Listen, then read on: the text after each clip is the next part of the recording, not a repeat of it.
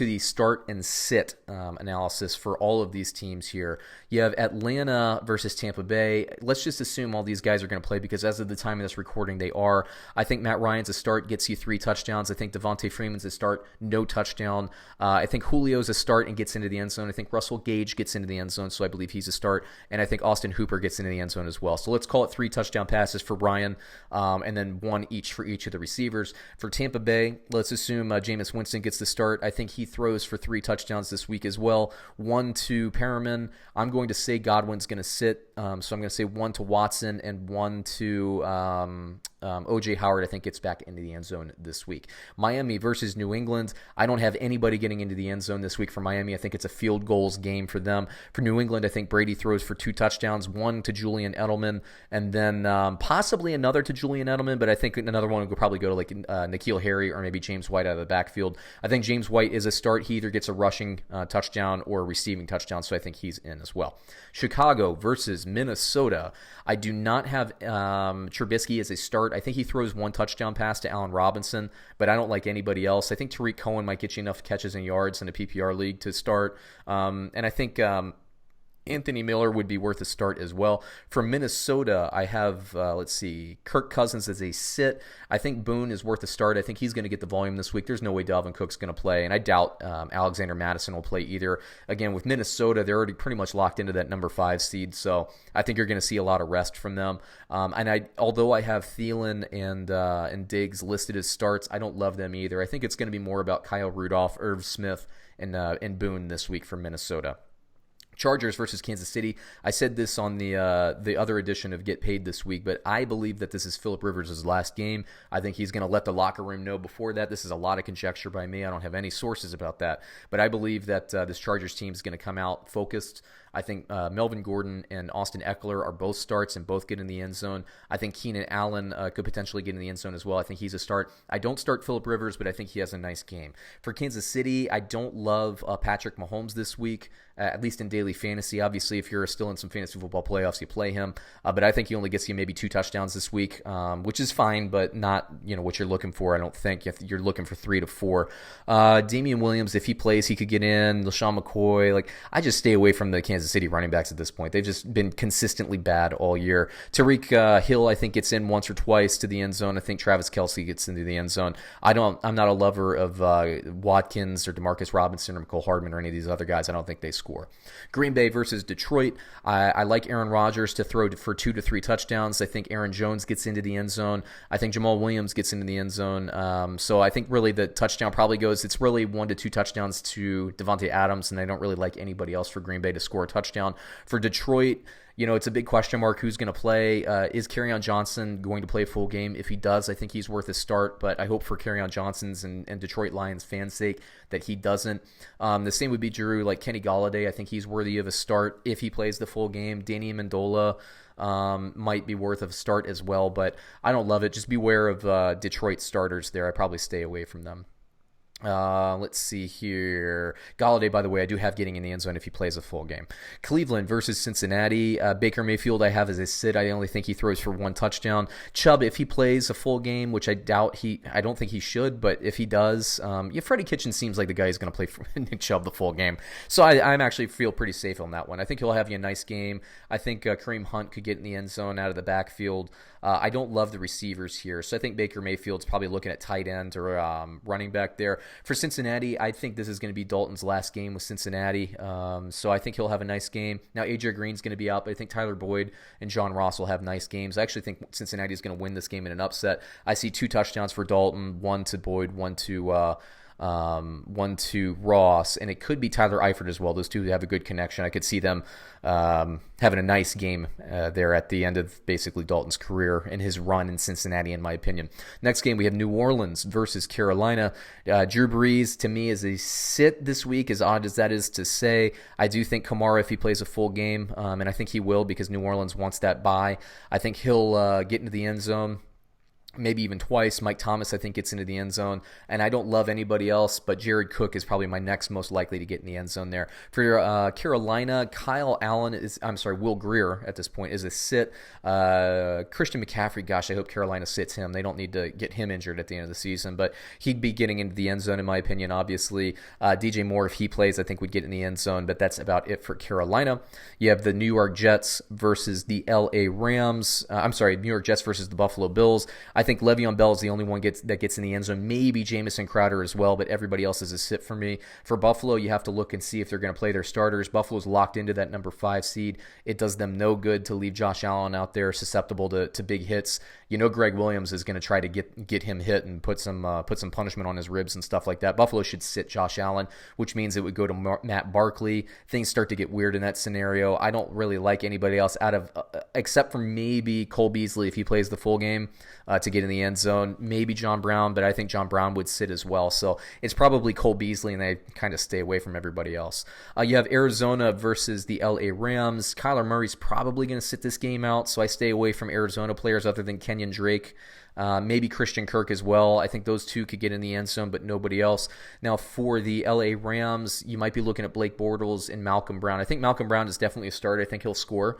Blake Bortles might be a good daily fantasy guy. Just look to see if Goff is going to play. I don't think he will. Woods, if he plays, Kupp, if he plays, I think they'll both score. The likelier scenario to me is that Tyler Higbee gets into the end zone and a guy like Reynolds comes in there, assuming he's active. And gets into the end zone. Next game on the list, we have Oakland versus Denver. Oakland needs this game. I think they will play well. I don't love Derek Carr, but I think Josh Jacobs, if he can go. I know he's still got the shoulder injury, had some skin infection surgery this week. If he can go, I think he gets into the end zone. I think Darren Waller gets into the end zone for the Raiders. For the Denver Broncos, I do not like Locke. I think Lindsey and Royce Freeman are worth starts, but I don't think they get into the end zone. I think Cortland Sutton will, though. I think Cortland Sutton gets a touchdown, but that's about it. I think it's going to be a lower scoring game, Oakland versus Denver there. Next game on the list, we have the Philadelphia Eagles versus the New York Giants. I think Philadelphia will score well.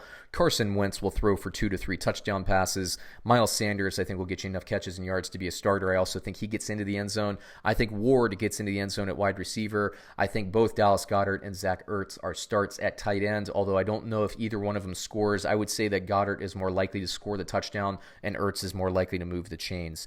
For the New York Giants, Daniel Jones is a sit for me. Saquon Barkley would be a start and will get into the end zone. I actually liked all the receivers this week, Sterling Shepard, Golden Tate, and Darius Slayton, if they all play. I do not like Evan Ingram this week. I think it's a wide receiver week, so just pay attention to who's actually going to be playing at wide receiver for the Giants. Is it going to be those 3 guys? Is it going to be a combination elsewhere? We'll see. Next game on the list, we have Indianapolis versus Jacksonville. Indianapolis, I have Brissett as a sit. I have Mack as a start, and will get into the end zone. I think Naheem Hines could get a little bit of an uplift with Mack. They'll probably rest him later in the game. T.Y. Hilton, if he plays a full game, I think he'll get in the end zone this week. And then Jack Doyle could rebound from some bad weeks in a row there. I think he might be okay as well. For the Jacksonville Jaguars, if Gardner Minshew can go, he's kind of a fringe start for me. Same would be the case with DJ Chark. If Chark plays, I think he'll get in the end zone once or twice. I think Fournette, if he plays a full game, he'll get in the end zone once or twice. Now, if he's going to sit, I do like Armstead to go in there and get a lot of volume for Jacksonville. So pay attention to those inactives as always. Chris Conley would be my next start there, and then I'd rest everybody else, including D.D. Westbrook. Let's see. We have the Tennessee Titans versus the Houston Texans. It looks like the Texans are probably going to rest their starters. Once again, they're locked into that 4 seed. They do not need this game. The last thing they need is Deshaun Watson to get hurt against a very motivated and tough Tennessee team.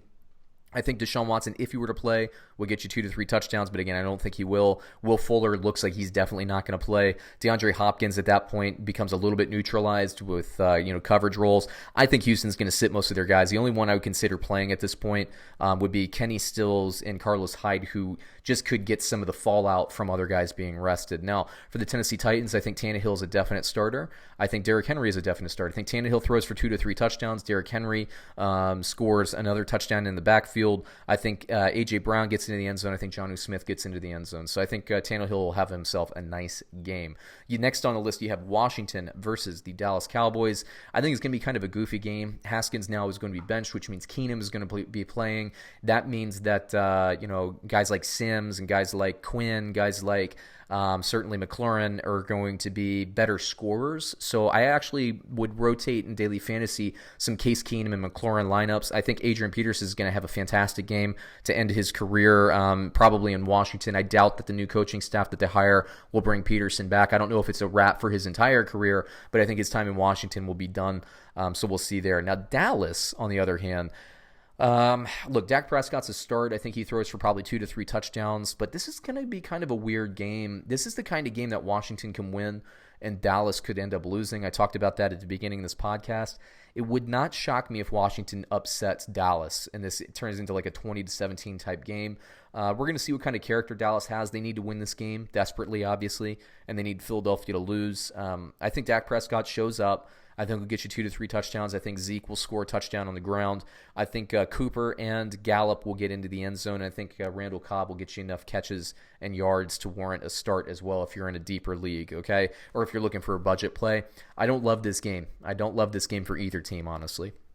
2 games left. We have Pittsburgh versus Baltimore. Now, let's start with Baltimore. They're going to be resting Lamar Jackson. They're going to be resting Mark Ingram. That means Gus Edwards and RG3 are going to be getting a ton of volume. I think both are very good players. I think both teams are, I think the Baltimore Ravens are a very good team. I think both of these players are going to show up. So I will be rotating in a lot of Gus Edwards and RG3 this week in my lineups in daily fantasy. I think they're slam dunk plays. I really do. Pittsburgh is going with Devlin Hodges with Mason Rudolph on the injury list. I don't love that. Devlin Hodges can't really move the ball. Baltimore's defense is getting better and better. Baltimore's actually, if you believe it or not, even with RG3, they're -2 at home against Pittsburgh. I just think they're a better team. I don't think Pittsburgh is going to do well scoring the ball, and I think RG3 is going to be able to move the ball.